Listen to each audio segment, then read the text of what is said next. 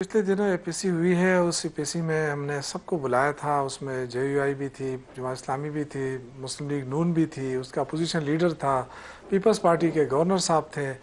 सब ने मिल के एक मुत्तफ़िका एलामिया जारी किया और उस एलामिया में ये कहा वफाकी हुकूमत से कि वो आए बैठें और एक मुश्तरका लाएमल बनाए दहशतगर्दी के ख़ात्मे के लिए, ताकि कोलेटरल डैमेजेस कम से कम हों।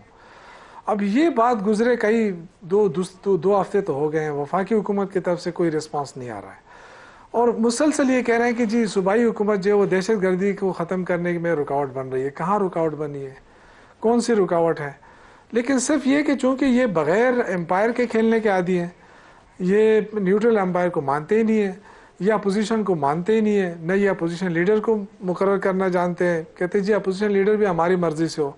ये पहली जमहूरियत में देख रहा हूँ जिसमें हुकूमत कहती है कि जी अपोजिशन लीडर हमारी मर्ज़ी से हो।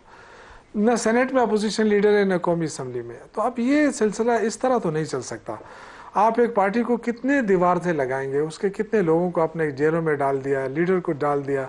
अब आप मुलाकात की भी इजाज़त नहीं देते हैं। अगर हम पुरअमन एहतजाज की बात करते हैं तो नहीं जी ये इंतशारी हैं।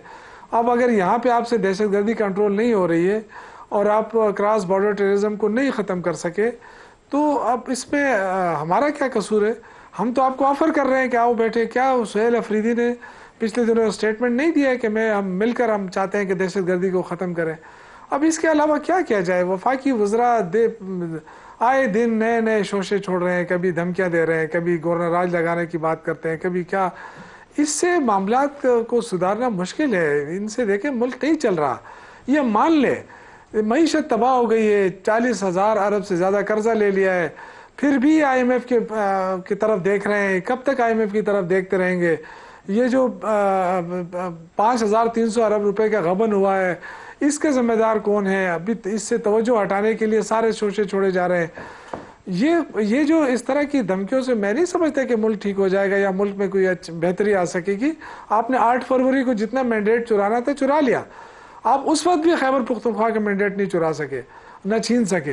तो अब अगर कोशिश करेंगे तो इसका नताइज अच्छे नहीं होंगे। हम अल्लाह ताला से दुआ करते हैं कि ये मुल्क कायम भी रहे और ये मुल्क में अमन कायम रहे। इसके लिए हमें मुश्तरका कोशिश करनी होगी।